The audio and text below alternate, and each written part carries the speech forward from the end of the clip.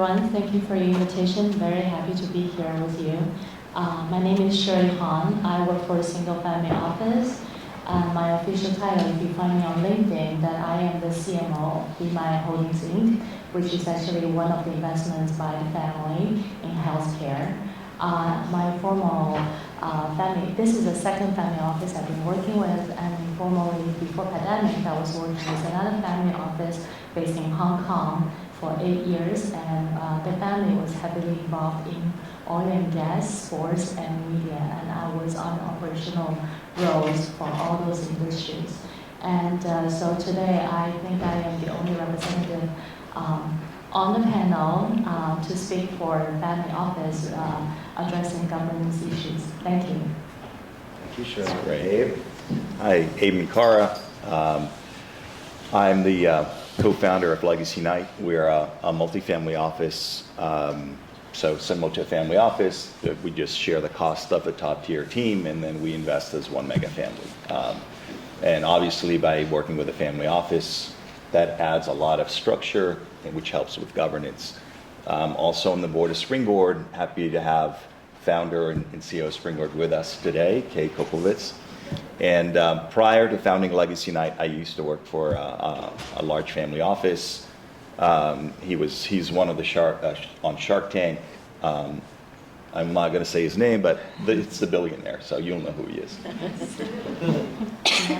Very good. I appreciate the brevity and the detail. I think we have assembled an all-star team, and that's up just as the moderator taking some ownership here, but I think this is a great conversation. Maybe before we dive in with some of my questions, Tara, if you would just kind of level set for us. What does governance mean in the context of a family? And then we'll kind of jump from there.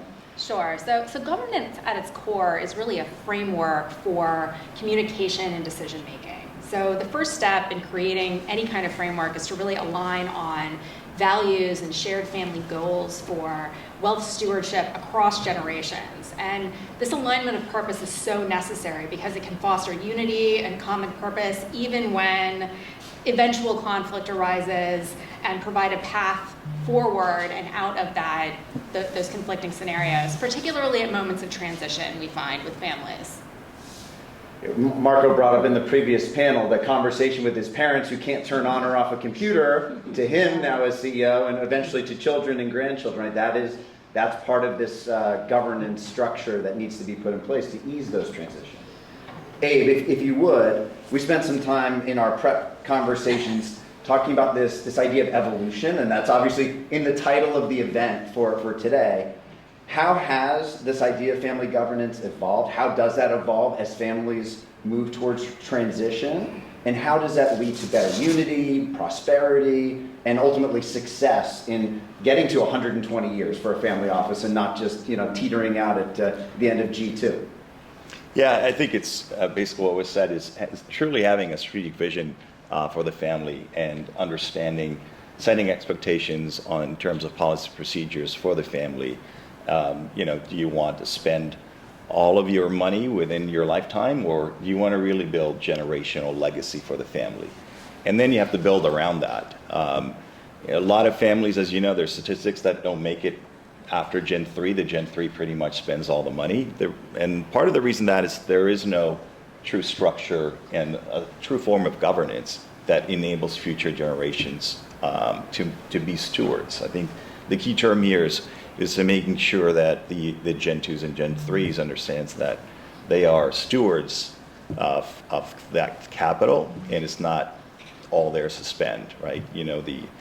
There's a quote by Warren Buffett. He says, make sure you give your children enough money so they can do anything, but not too much where they do nothing, right? And that's really important, and that's part of the process of building the structure around a family office and making sure you have the proper governance for future generations.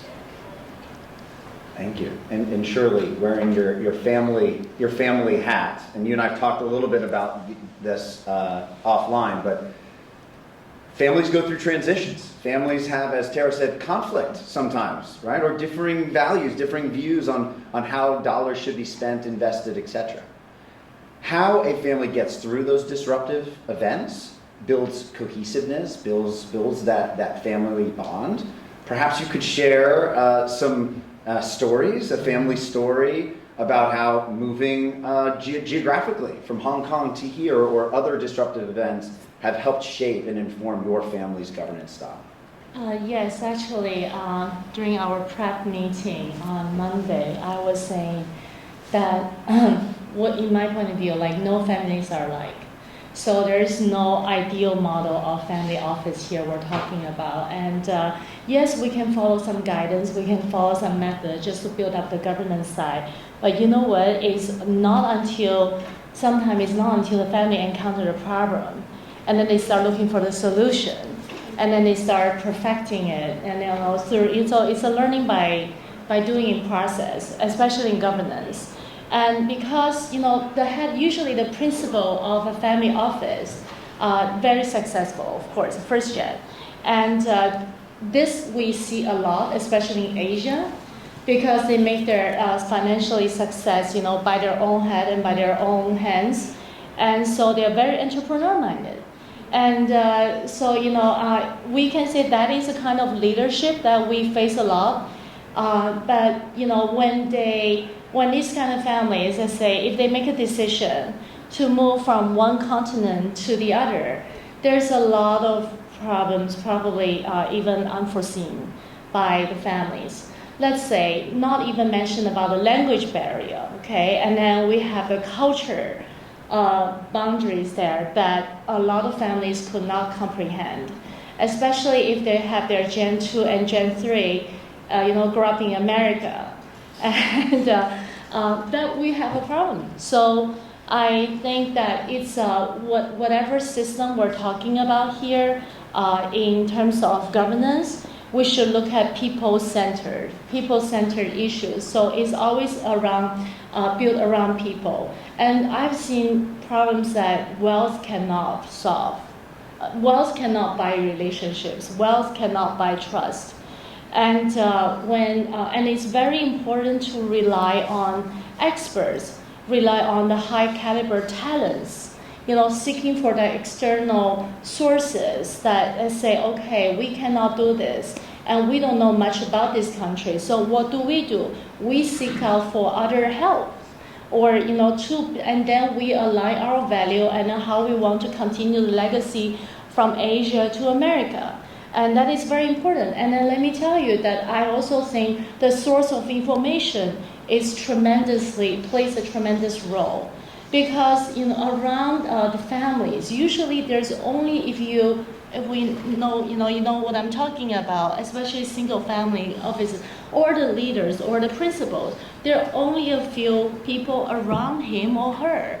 And so him or her will sometimes make decisions based on the source of information that he or she gets.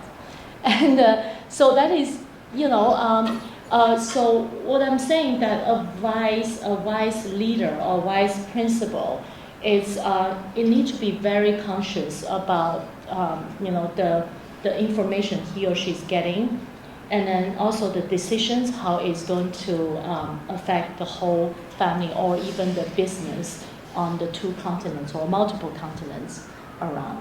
Thank you. Yeah, to add to that, it's to your point. You have a Gen 1 comes to life-changing liquidity event. What do you want to build around it, right? And I'll use kind of an analogy with Shark Tank, and when we invested in companies, you have entrepreneurs that run their business as just a hobby business, versus some entrepreneurs that really have an intention behind taking this and making it a world-class business. Same for the family office. Mm-hmm. Do you just want to have just a little family office shop, or you really want to build a kind of a generational legacy with your family office wealth? And that's when you have to be intentional about bringing the right structure, hiring the right people to help you get there. That's great. Yes, and then sorry, yeah, let me just add one more spicy story. We like spicy. It's public out there, so let's use this example. The host family from Macau. When Stanley Ho built up his empire in Macau as a monopoly in casino business, and eventually married 4 wives, and accumulate his wealth to I think it's about $3 billion. And along the way, he had four families. And then the rivalries among these families, it became like the headlines of all these paparazzi media in Macau, in Hong Kong, even in the whole Asia, and just looking at that, it's amazing. I mean, especially when most of people, when he reached his old age, and then a lot of speculations and guessings about which family gets what part of the cake, the succession. That was already the succession plan. It was just very interesting, and then that points out exactly what we're talking about here: importance of governance. If there's one right in place before, which wife gets, the family. It's actually the family. It's talking about the huge number of family members. Okay, thank you. Yeah. Just to add, like another Buffett quote, he said, what really ruins our children is more the parental behavior than the size of the inheritance. And so it's an uncontrolled variable. So you have to kind of build around that to make sure that you can't control parental behavior, but you have to minimize the crisis. Minimize the damage. The damage. We spend a lot of time talking and engaging with families around culture and how to bring maybe different thinking folks together, right? That diversity of thought is very important, not only in a family setting, but I think also in a corporate setting. And Mary, maybe you could share with us a little bit. I know culture is a big word for you guys at NACD, this idea of diversity of thought, and perhaps in the same answer, if you could link for us how families and family offices are learning and evolving their policies based on some of their work as board members. Sure, Yeah. And I think really what it kind of comes down to is it comes down to good governance in whatever organization you are, whether you're a public company, a family office, and by the way, Shirley, I acknowledge all family offices are different. So in good governance, you really have to have that mindset of good governance, which means culture, policies, procedures, diversity of thinking, and having a space where that diversity of thinking can be shared and heard in a boardroom. So that's very important. We see a lot of private companies and really taking on a lot of the policies and procedures that public corporations have. I mean, they have to do that for regulatory reasons. Okay, but what they're doing, and private companies are adopting those voluntarily just so they can get that good governance in, get the strong policies in, and the best practices in. And by the way, one of them really is succession planning. That is very key on that. It's also managing risk.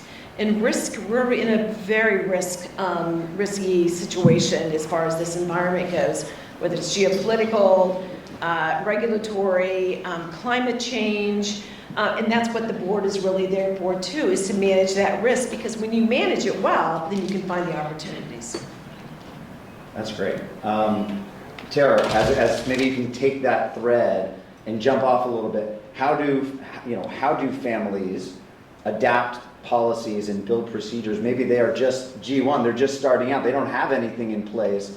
What should they be thinking about? Maybe I'll get everyone to give me their thoughts here, but say we're a family office sitting in this room here today. We don't have any procedures in place. Where should we start? What's the most important elements to get into place? And maybe who should you be talking to? I don't know. Yeah, especially early on, there's always a balance to strike between structure and flexibility, particularly if you're first generation. You may not know what's going to happen to the second generation. Will there even be a third generation? But it's really important to first define what are your true north values. And we can do that with just G1 in the room, or on alignment with the first and second generation if we're just starting out. Because by articulating and aligning on those values and that purpose, then you can move forward with what are our intentional goals here? Where do we want to take this family over the next 10 years, 20 years? That's right.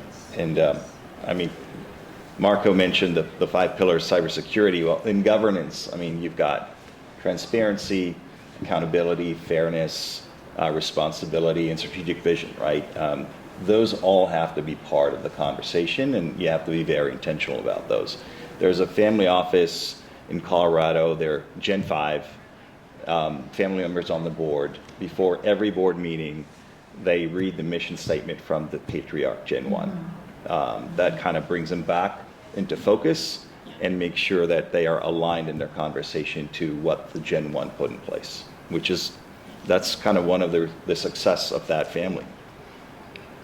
I think that is a great example of the consistency, implemented among generations. And, we are in the AI that era now, and, every day I feel like we're just racing to the bottom. And, but when I look at this topic, even last night, I was like, okay, so, everything else is changing, geopolitically and, or economically, business cycle, everything else is changing. So what we are focusing on is that what cannot be changed. And I think that is transparency, clarity, and consistency. Yeah. Mary? I would say ditto to all of that. And I think if you don't have that culture, you don't have that set, it can be a real derailer. I mean, we saw some examples just last week where culture is derailing some organizations, and it's just not public. It's also government entities as well. And so I think it's really knowing that culture. Abe, I like the comment you made about the purpose. You look at Doug McMillon, the CEO of Walmart. So he was I think he was a shelf stalker. That's where he started at Walmart, and he's now the CEO and chair.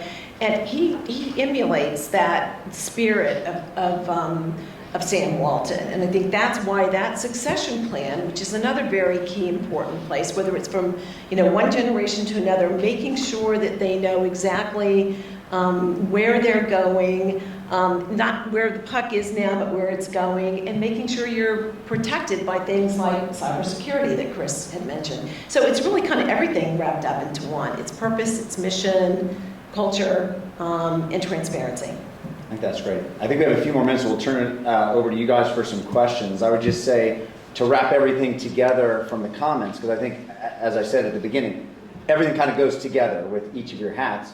This idea of exploring values, shared values of a family to get to priorities and purpose for that family entity, codifying what those policies and procedures are going to be, whether it's reading the founder's mission statement, before every board meeting or whatever that's going to look like, and then ultimately taking that and building a family constitution or some sort of document so that when G3, G4 starts getting married and having kids and new members are coming into this family, that there is a document that says this is what we stand for. This was our story. This is how we became a family office, why we are wealthy.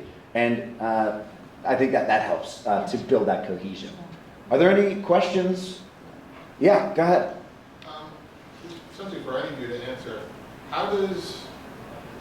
There's an old saying in the journal that if you write it in the journal, it's already old news, so it's not really news, right? So how do you deal source a potential investment that is beyond, let's say, concept art at the VC, which is not going to be your investment, but it's still risky and not established type of investment? How do you go out and deal source that in today's current society, other than something like this, or how would you go about that? I can start with that one. Well, usually if you're a high-profile family office, you're not deal sourcing, the deals are coming to you. And most likely, depending on the size of your family, you're less likely to be investing directly in those early stage deals. Now, you might invest via an early stage VC fund, or you might create your own internal VC fund, like your family office, to take diversified risk into that asset class. But it's not advisable because you have a lot of Gen 1s that dabble in early stage, and it doesn't always pan out because they don't have, probably they don't do the proper diligence, and they're just making a lot of bets just for fun, and the outcome's not always what they expect it to be. One of the things as a multifamily office is we say no on behalf of our families to a lot of the early stage stuff every once in a while there's a good deal, and we help them size up accordingly. It's a great question, though. I would say, to Abe's point, newer family offices or family offices that are newer to establishing investment protocols, investment policies, tend to fall victim more to a single family member who has a great deal come to them, sources something interesting. Yes. You know, grandma or mom says, yeah, okay, you can take a flyer on that one. It ultimately doesn't pan out, as 9 out of 10, interesting things do. And that's the last time that that's going to happen, right? So that there will be a policy in place after that mistake. Yeah. Any other questions? Yeah. I've got a quick one. So, Abe, you mentioned that story about the mission statement that you won before the meeting. What are some other things you all have found really effective from a governance and sustaining legacy perspective? Does that really stand out to you? There's another great one I've heard that it was part of the success story of a multi-generational family. They contribute certain amount of funds they have a travel fund, and basically what that does is to ensure that, and they have an outsourced group that manages a big event once a year to make sure that all the family members meet and they don't have to pay for it. So that the fund pays for all their expenses, so they have no excuse to not show. But it allows through generations that the family still gets connected. And back to kind of communication, transparency, if you're not seeing your cousins, things might go south.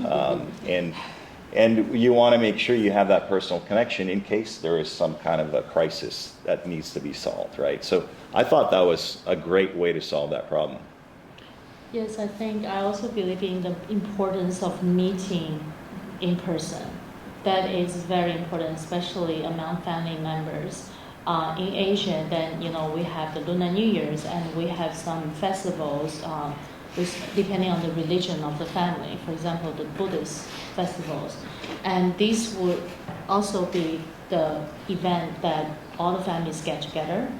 And let's say, so to prevent or even to solve conflicts right on site.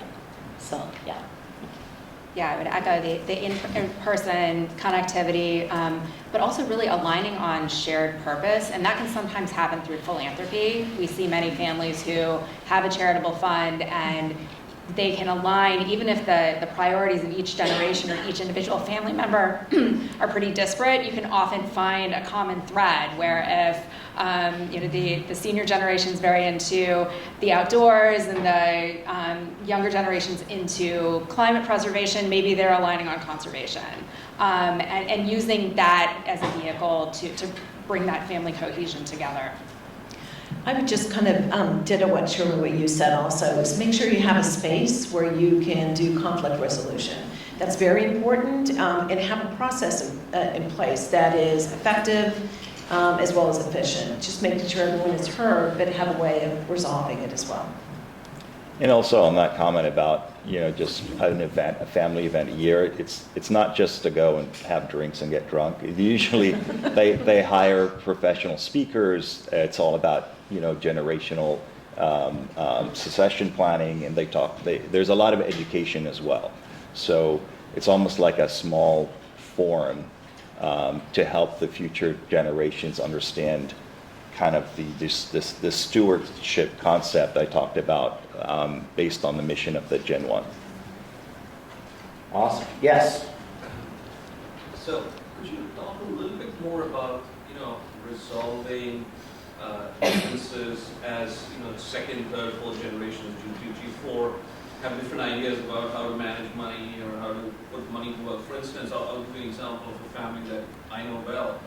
The third generation, one of the kids has started a crypto venture, and the rest of the family, is not necessarily completely aligned because that's not how they have made built their wealth or developed their reputations.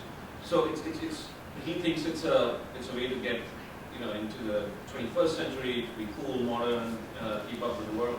So I'm just trying to, as these forces of change accelerate, how do you think about sort of the younger generations and the older generations resolving or coming to alignment on these sort of Tara? Yeah, so I think the first step would really be, let's get everybody in the room and define what our values are. If you're saying senior generation has, values family reputation and, maybe legacy, but the junior generation is looking at, they want evolution and they're to be more forward-looking. Where can we find some commonalities? It may not land on cryptocurrency, but it may land on an investment in cybersecurity, which clearly has some threats. So it's a way of you've got to get everybody in the room and kind of do an exercise and find out where are the points of tension and points of conflict. Lean in and then push towards those commonalities. Awesome. Well, thank you so much, panel. Thank you.